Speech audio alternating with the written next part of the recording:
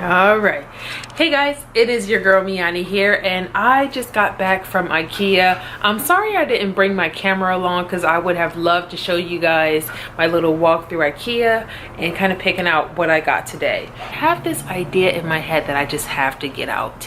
So I went to IKEA and I picked up some things that I'm going to use today. I want to make a plant wall. This all started, actually, let me show you where this all started. So I went to Goodwill the other day and I found these containers. They were these little containers that I found. This one was actually black. I had two black ones and a white one. And I spray painted, see if I can show you this. I spray painted them bronze. This is my little propagation station that I made, this leaning shelf. Yes, I did make this by myself. Anywho, I hung this up here last night and I absolutely love it so much. These came from IKEA. That's why I was trying, can we focus? That's why I was trying to find some more. So I went over there, had them scan it, but I don't think they sell them anymore. Therefore, I found something that was a little bit different. I'm going to show you guys exactly what I found and show you the master plan. Let's go out here. Boom. When I went onto the website, they had these little containers. So I have about 10 of these that I purchased and they were only 79 cents.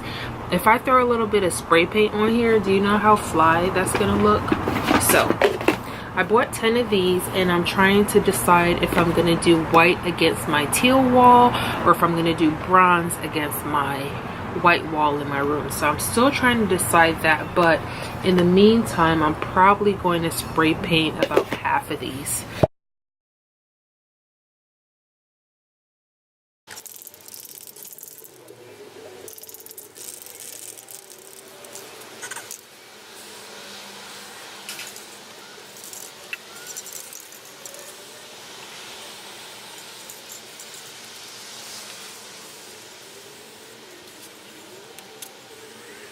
This is what the container looked like originally, and I spray painted it to this bronze color. So this back is a little bit different compared to the previous one that I had.